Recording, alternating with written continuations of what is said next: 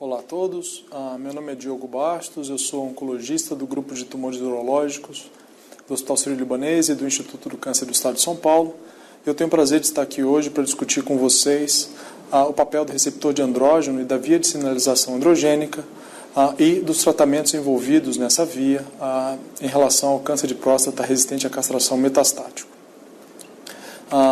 Esse é um slide com a minha declaração de conflito de interesses. E hoje nós vamos discutir inicialmente a perspectiva histórica, algumas definições, discutir os estadios clínicos da doença, focar na parte de biologia relacionada ao receptor de andrógeno e ao eixo de sinalização da via androgênica no câncer de próstata metastático, mecanismos de progressão e também discutir os tratamentos hormonais mais recentemente aprovados em relação a essa doença. E, ao final, discutir alguns mecanismos de resistência a esses tratamentos. Bom, inicialmente, todos nós sabemos que o câncer de próstata é uma doença dependente de andrógenos. Foi descoberto e descrito pelo Dr. Huggins na década de 40, motivo pelo qual ele recebeu o Prêmio Nobel muitos anos depois. Então, nós sabemos que o câncer de próstata, ele, por ser uma doença androgênio dependente, o seu tratamento em relação à doença metastática é fundamentalmente a depressão da testosterona e dos andrógenos circulantes, e nós fazemos isso bloqueando a produção gonadal dos andrógenos.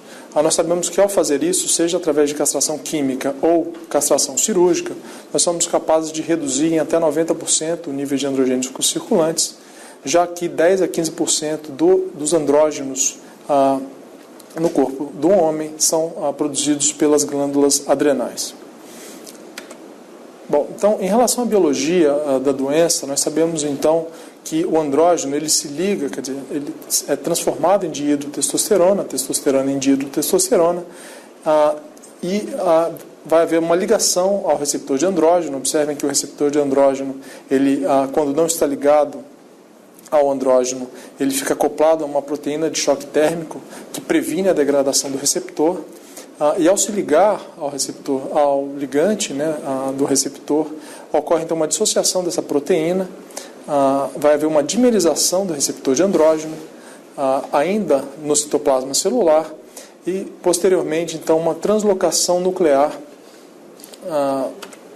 Para quê? Para que sejam então trazidos à cena os coativadores e que vão levar, então, em última análise, à transcrição gênica de genes alvos, que vão levar à proliferação, à sobrevivência celular e também à ativação de genes relacionados ao PSA.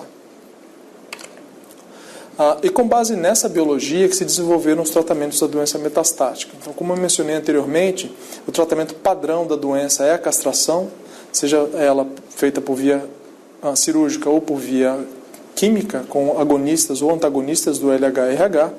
Nós sabemos que, posteriormente, mesmo em pacientes que evoluem com a progressão de doença na vigência de castração, tratamentos de linhas hormonais subsequentes podem ter alguma atividade, e desde do final da década de 80 já se usava então antiandrógenos periféricos como flutamida, bicalutamida e nilutamida, que tiveram então demonstrado benefícios em termos de redução de PSA. Posteriormente, se fazia uso então de quimioterapia citotóxica. Então esse era até 2004 o cenário de tratamento do câncer de próstata metastático, enfatizando que no cenário da doença resistente à castração, somente o docetaxel havia demonstrado um benefício em sobrevida. Então esse é o paradigma antigo da doença, A doença era dividida em uma fase hormônio sensível e uma fase hormônio refratária, uma vez que a progressão de doença após essas linhas hormonais deflagrava então essa definição de doença hormônio refratária, e o paciente era então encaminhado ao tratamento quimioterápico. Isso na verdade, um paper na época já demonstrando que pacientes que eram taxados de doença refratária à hormonioterapia eram encaminhados à quimioterapia citotóxica. Porém, nós sabemos que, em relação à biologia da doença, como eu já mencionei, quer dizer, uma vez que a testosterona ela entra na célula do câncer prostático ela se liga ao receptor de andrógeno, é internalizada e promove então a transcrição de genes, ocorre consequentemente uma elevação do PSA. Ou seja, se nós temos um paciente com progressão de doença resistente à castração e elevação de PSA, nós sabemos que isso significa que o receptor de andrógeno está ativo e é o responsável ou o principal responsável pela progressão da doença. E aqui uma analogia em relação até ao carro, né, que nós utilizamos diariamente. Quer dizer, nós temos a gasolina, ela é utilizada pelo motor, e nós temos a exaustão. E essa é a analogia que se faz com a célula do câncer de próstata. Ele utiliza o combustível, que é o andrógeno, e a exaustão é exatamente o PSA. Então, na realidade, com base nessa analogia, nós sabemos que a grande maioria dos pacientes que progridem após a terapia de deprivação androgênica, e mesmo após tratamentos hormonais mais novos, como a abiraterona ou a enzalutamida, quando eles apresentam elevação do PSA, isso indica necessariamente que o receptor de andrógeno está ativo e é um dos principais responsáveis pela progressão. Isso já era descrito desde 2005, quer dizer, desde muitos anos atrás, que nós temos dois grandes grupos de causas de progressão de doença resistente à castração: a dependente de andrógeno e a independente de andrógeno, sendo que a maior parte das vezes a progressão de doença ocorre pelas vias dependentes de andrógenos, que nós vamos discutir um pouco mais à frente. Isso já foi demonstrado em vários estudos de biologia básica, que mesmo em pacientes castrados, quando se avalia o nível de androgênico tecidual do tecido tumoral, ele é muito parecido com níveis de andrógeno de pacientes não castrados com hiperplasia prostática benigna, por exemplo. Quer dizer, apesar de ter níveis de castração sistêmica, no tecido o nível de andrógeno é maior, indicando que há, em muitos casos, uma progressão de andrógeno por outras fontes que não a fonte gonadal, podendo ser por via adrenal ou mesmo intratumoral. Então, as vias de sinalização que são responsáveis por progressão de doença, mesmo em pacientes castrados, são principalmente a produção extragonadal de andrógeno, seja intratumoral ou adrenal, como mencionado anteriormente. Outras possibilidades são a hiperexpressão do receptor de andrógeno, mutações do receptor de andrógeno, as variantes splicing do receptor, que nós vamos discutir ao final, que têm sido cada vez mais reconhecidas como um mecanismo importante de resistência aos tratamentos hormonais mais recentes, a presença de coativadores do receptor de andrógeno, ou mesmo outras vias que não são diretamente relacionadas ao receptor, mas que podem estar relacionadas à progressão de doença, como a via do PI3K e mTOR. Então, atualmente nós temos um paradigma muito diferente da doença.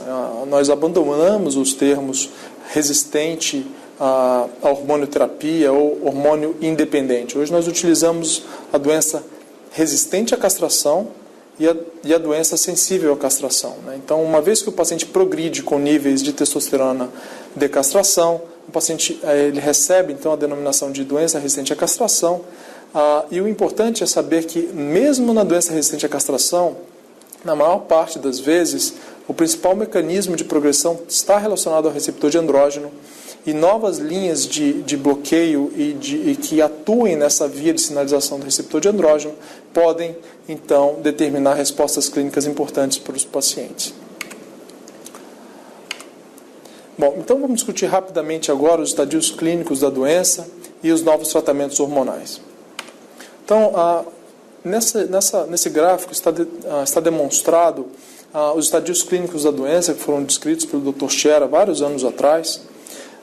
Então, desde a doença localizada, os pacientes recorrem com elevação de PSA, podem ou não apresentar metástase, e ao receberem um tratamento com castração e progredirem, eles entram num cenário de doença resistente à castração, com essas três caixas verdes à direita. Então, nós dividimos esquematicamente em pacientes pré-docetaxel, pacientes pós-docetaxel. Observem que esse era o cenário em 2004, em termos de tratamentos que tinham demonstrado ganho de sobrevida. Observem que somente o docetaxel era utilizado no cenário da doença resistente à castração. E recentemente, nos últimos anos, especialmente a partir de 2010, inúmeros novos tratamentos foram aprovados, tanto no cenário pré-docetaxel quanto no cenário pós-docetaxel, e principalmente novos tratamentos hormonais, realmente demonstrando que o receptor de andrógeno e a via de sinalização androgênica representam um aspecto fundamental na progressão da doença resistente à castração. Então, observem que a aprovação de abiraterona e enzalutamida, tanto no cenário pós-quimioterapia e também com demonstração de atividade no cenário pré-quimioterapia, foram demonstrados. Bom, então, quais são esses novos tratamentos hormonais? Então, eu vou discutir com vocês as duas principais drogas que foram aprovadas, inclusive no Brasil, a abiraterona e a enzalutamida. Lembrar que outras drogas também atuam nessa mesma via, então o orteronel, nós vamos discutir à frente, e 3 drogas que estão ainda em fase experimental, a galaterona, a RN509, ODM201. Muito bem, então nós dividimos esquematicamente essas drogas então em 2 grandes grupos, né? As drogas que atuam na síntese adrenal intratumoral de andrógeno, então atuam na via da CYP17, como por exemplo a abiraterona, é o principal representante dessa via, e os antagonistas do receptor de andrógeno, e a enzalutamida é o principal representante dessa via. Observem que algumas drogas elas podem atuar em ambas as vias, como por exemplo a galaterona, que é um antagonista do receptor de andrógeno e também um inibidor da CYP17. Então, em relação aos inibidores da síntese de andrógeno, nós sabemos já há muitos anos, né, que o cetoconazol ele é uma droga que tem demonstração de efetividade na doença por inibir a via da CYP17. Entretanto, nós sabemos que ele é um inibidor fraco dessa via e é uma droga tóxica que nós não conseguimos atingir níveis suficientes para inibir de forma eficaz a via androgênica. A abiraterona é um inibidor da 17-alfa-hidroxilase e C17-20-liase, uma droga que inibe de forma muito efetiva a biossíntese androgênica na adrenal, como nós podemos ver nesse esquema. E foi uma droga testada em estudos de fase 1 e fase 2 e demonstrou uma eficácia muito importante nos pacientes com doença resistente à castração metastáticos, e depois foi levado aos estudos de fase 3 que nós vamos discutir adiante. Em relação aos antagonistas do receptor de andrógeno, então são drogas de mecanismo de ação diferente da abiraterona, por exemplo, mas são drogas que atuam na mesma via de sinalização androgênica, dessa vez então bloqueando o receptor de andrógeno. Então aqui uma representação esquemática do receptor de andrógeno, e aqui são 3 vias possíveis. Então aqui é a via normal, onde a molécula de hidrotestosterona se liga ao receptor, né, promove uma dimerização do receptor, translocação nuclear e ligação ao DNA e transcrição gênica dos genes-alvo, como mencionado anteriormente. Né. Aqui vocês podem observar como se comporta então o receptor na presença de antiandrógenos de primeira geração, como flutamida e bicalutamida. Observem que essas drogas, na realidade, elas são agonistas parciais do receptor, na medida em que elas se ligam ao receptor, mas elas não inibem a translocação nuclear e a ligação ao DNA. E mais recentemente, os antiandrógenos de segunda geração, como a enzalutamida, que ao se ligar ao receptor, demonstram então ser moléculas antagonistas puros do receptor, inibindo inclusive a translocação nuclear e a ligação do receptor ao DNA. Então aqui há uma tabela esquemática para nós vermos as diferenças então entre os antiandrógenos de primeira geração e os antiandrógenos de segunda geração em relação à via de sinalização androgênica em seus vários aspectos. Então lembrar que os andrógenos eles são agonistas puros, eles promovem translocação nuclear do receptor, ligação do DNA, recrutamento dos coativadores e transcrição gênica, levando à proliferação celular, como já mencionado. Os antiandrógenos de primeira geração, como por exemplo a bicalutamida, são agonistas parciais, promovem, mas apesar de serem drogas ativas, elas promovem translocação nuclear, uma ligação fraca moderada ao DNA, mas podem gerar uma proliferação fraca. E, especialmente, alguns pacientes podem desenvolver mutações e tornar então essas drogas podem se tornar então agentes proliferativos na doença. E os antiandrógenos de segunda geração, que são antagonistas puros e não levam a nenhum desses fenômenos, que na verdade então são drogas mais ativas, como demonstrado nos estudos clínicos que nós vamos discutir à frente. Bom, então, essas drogas, tanto a abiraterona quanto a enzalutamida, demonstraram atividade clínica muito significativa nos estudos de fase 1 e 2. Então, grandes estudos de fase 3 foram realizados com essas drogas, inicialmente no cenário pós-docetaxel e, posteriormente, no cenário pré-docetaxel, todos em pacientes com doença resistente à castração metastáticos. Então, vamos discutir, então, os estudos com ambas as drogas. Então, primeiramente, o estudo Cougar 301, que foi um estudo realizado em quase 1.200 pacientes com doença resistente à castração metastáticos, que haviam falhado ao tratamento quimioterápico. Esses pacientes foram randomizados para receber abiraterona e prednisona ou placebo e prednisona.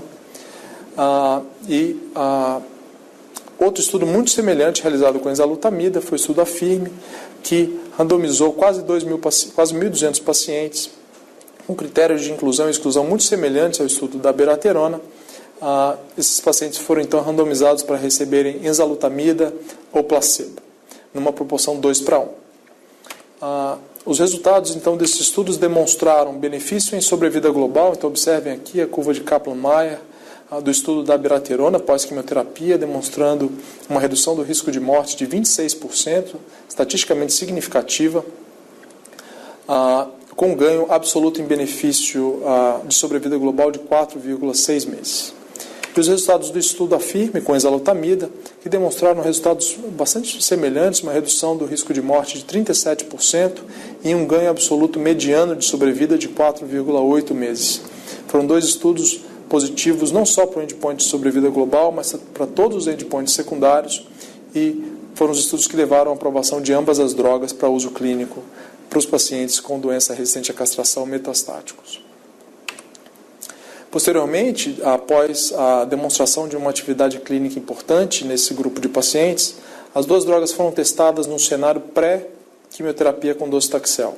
Então, à esquerda, observem o desenho esquemático do estudo Cougar 302, o estudo que avaliou a abiraterona mais prednisona versus placebo mais prednisona em pouco mais de 1.000 pacientes com doença resistente à castração metastáticos que não haviam sido tratados com quimioterapia e eram assintomáticos ou minimamente sintomáticos.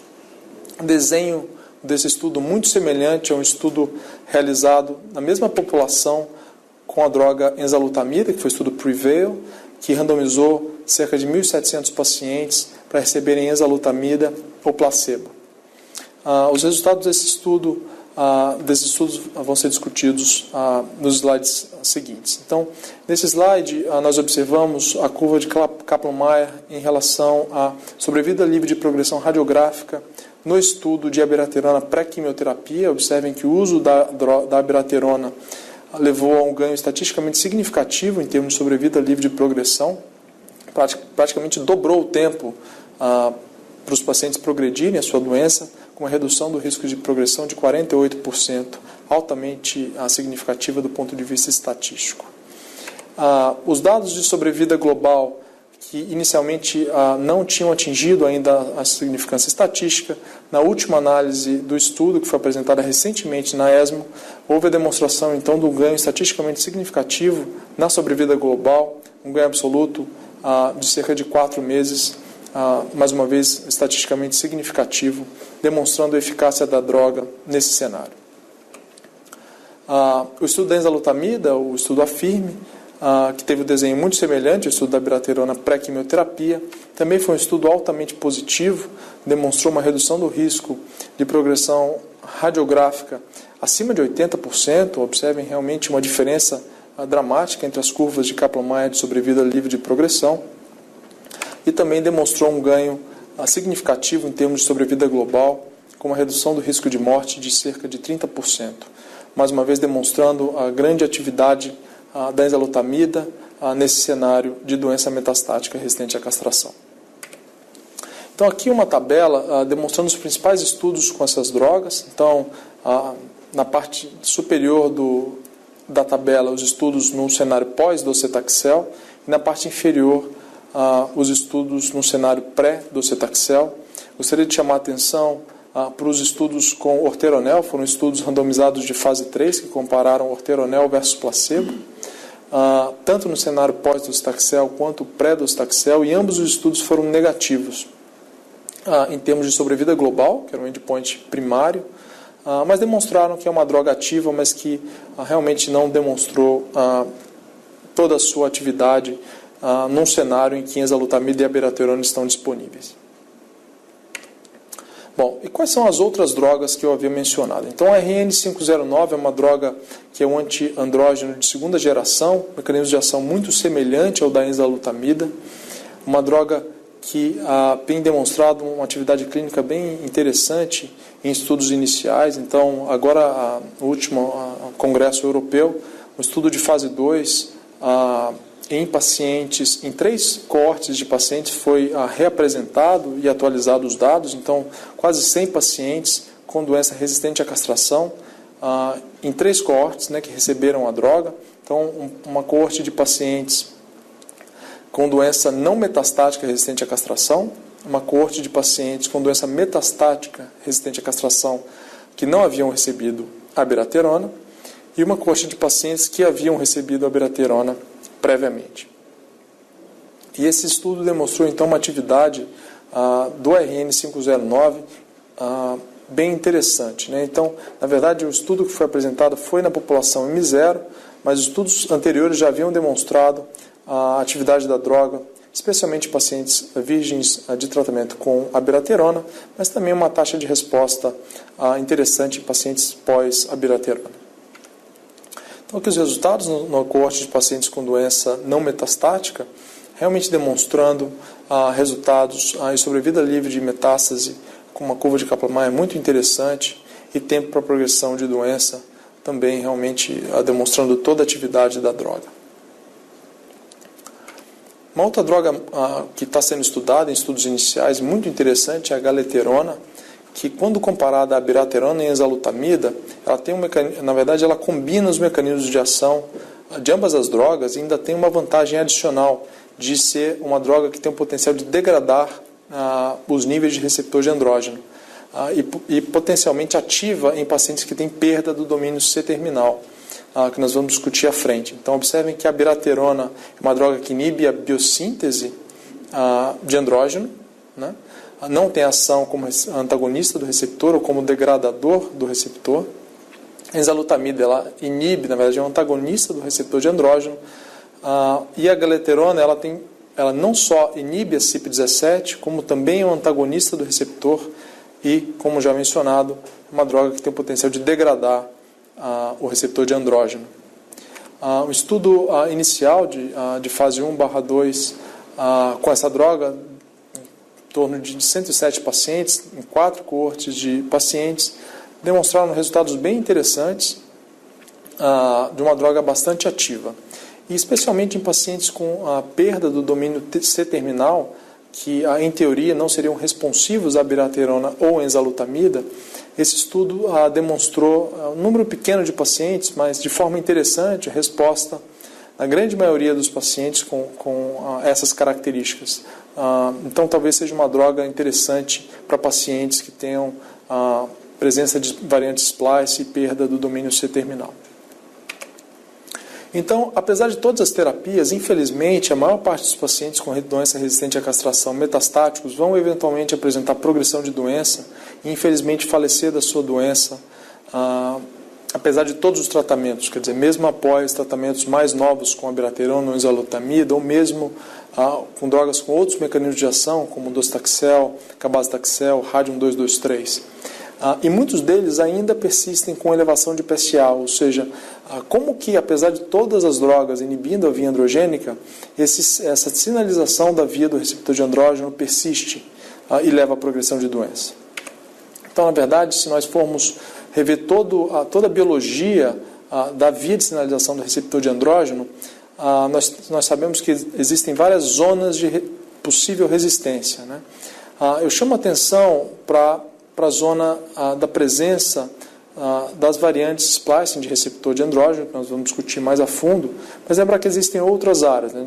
Nós temos potencialmente a presença de coativadores, nós temos potencialmente a mutação de receptor de andrógeno, hiperexpressão de receptor de andrógeno e etc.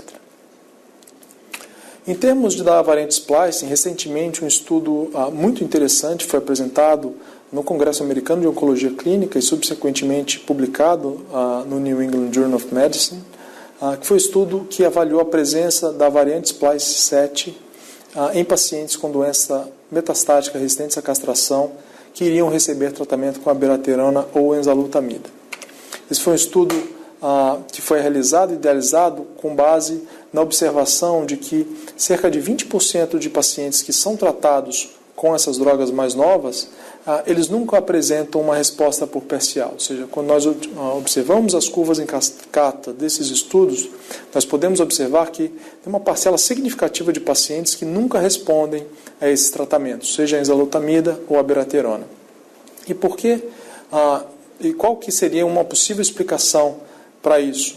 Né? Que esses pacientes têm uma mutação ou tem alguma característica na via de sinalização androgênica que não permite a atividade dessas drogas.